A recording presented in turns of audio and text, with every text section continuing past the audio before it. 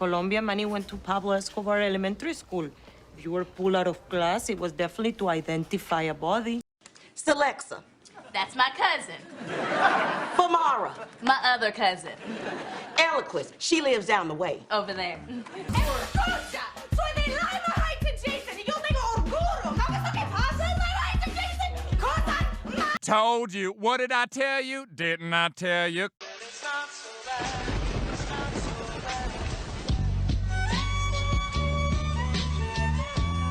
Oh, I'm sorry. Am I running a charity here? Because the last time I checked, I'm paying your asses to work.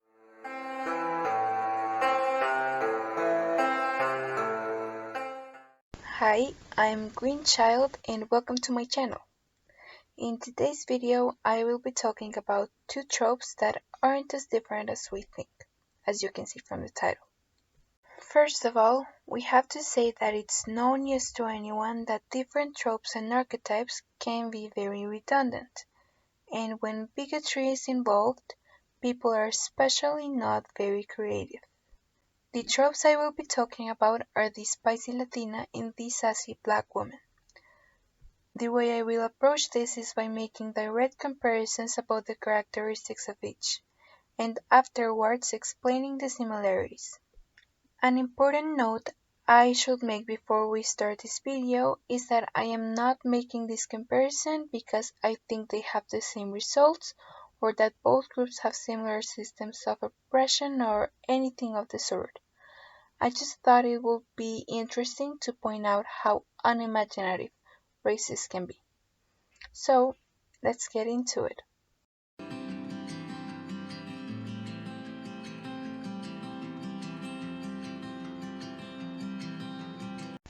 The sassy black woman, also known as the angry black woman, is, as you may have guessed it, a black woman that is permanently angry, loud, and aggressive.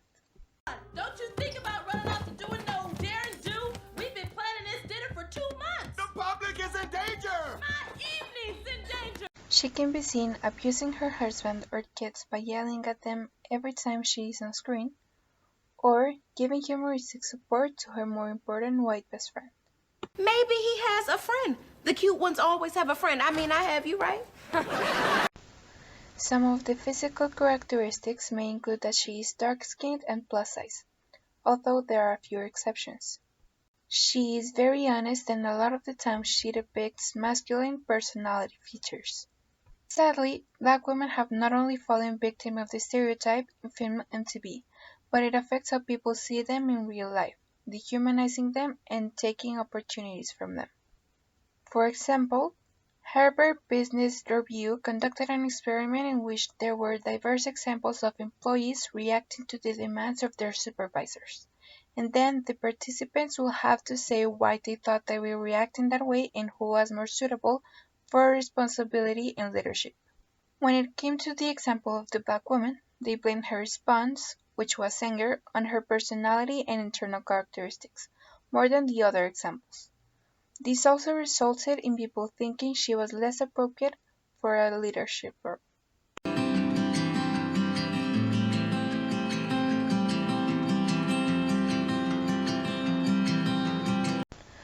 A spicy Latina is a woman that is also very loud and angry, but this time she has an accent. Morning, senor.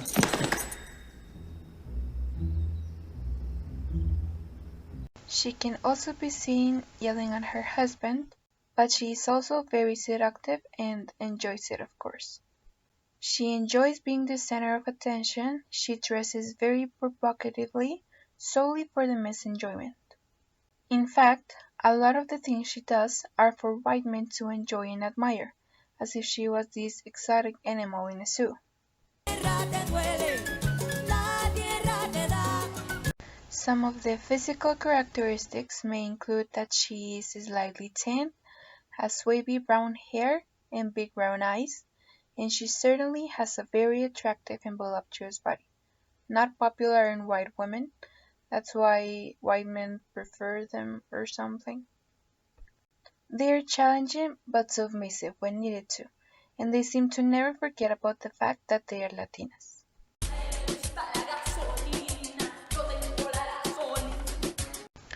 This stereotype has obviously resulted in the fetishization of Latina women, making them more prone to sexual assault and abusive behavior.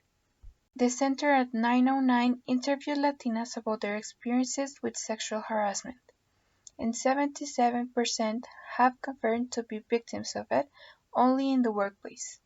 This is a very good article I suggest you all read if you want to know furthermore about it.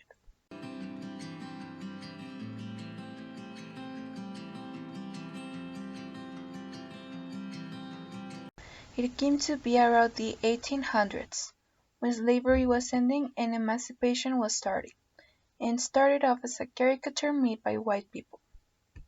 Ferry State University makes a very good point about it. These women were allowed, at least symbolically, to defy some racial norms. During the Jim Crow period, when real blacks were often beaten, jailed, or killed for arguing with whites, fictional memes were allowed to pretend chastise whites, including men.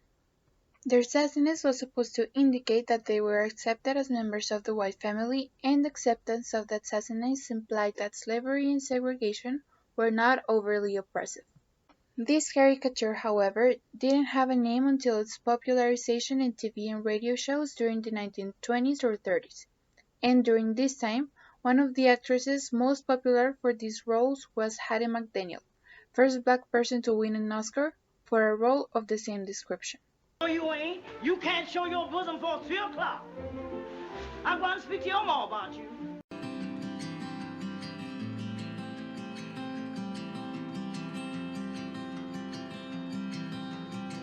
According to Everyday Feminism, offensive caricatures towards Latin American people started since the Mexican-American War in 1846, where America, as they are used to, created racial stereotypes against their enemies to motivate people to fight against them. But when this war came to its end, these caricatures were somehow getting friendlier, you could say, which leads up to the beginning of World War II, where United States wanted as many people on their side as possible, which does include Latin America. This led to our most important example, Carmen Miranda in the opera Carmen.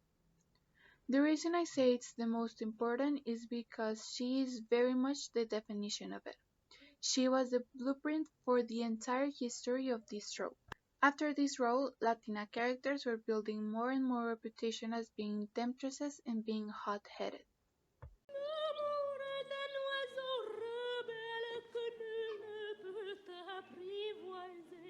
But reducing literally every Latina actress to this stereotype led to these women dying very young due to addiction and mental health issues.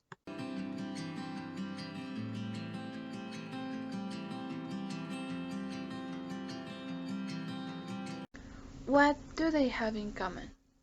Well, they were both started out in the 1800s as racist caricatures. They both have an irrational amount of anger. They both belong to races and ethnicities other than white and European. They both affect how women of color are seen in real life.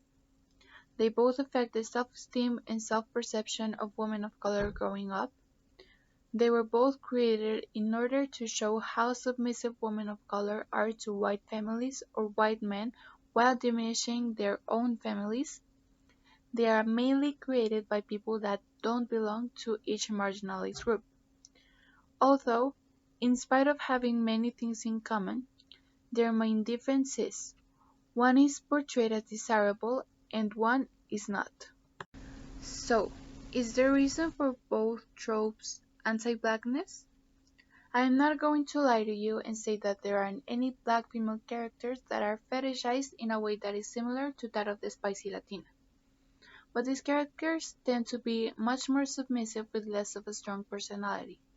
They are singularly portrayed as tempting, not as defiant, as sassy black women, and certainly not as the spicy Latina. Then, can we have Afro-Latinas in the spicy Latina ideal? A big and harmful part about the portrayal of Latinas in the media is that they are only portrayed in one way even though Latinas come in many shapes and colors. Of the examples of Latinas portrayed as spicy, we can only find a few of them that are black, and they still don't challenge the formula. I wanted to focus, mainly, on Rosie Perez in Doing the Right Thing, where she played the role of Tina. Mookie, I already told you it's too fucking hot to make love. It's too fucking hot. Yeah. Why you always cursing? I don't fucking curse that much. Although black, she is still light-skinned, skinny, has an accent, etc. And I'm not saying black people can't have all of these things and still be black. I'm saying she still doesn't go out of the mold. In fact, as I also said earlier, most examples of sassy black women are dark-skinned. It seems like, through the media, the closer you are to blackness, the less desirable you are. In the movie The 355, even though Lupita Nyong'o was born in Mexico City and her name is literally Lupita, the Latina role was still given to Penelope Cruz, a European woman that fit the description of what a Latina should be a little more. There isn't a lack of Afro-Latino actors. A lot of the black actors that we know and love have Latino heritage. There is just a lack of Afro-Latino characters.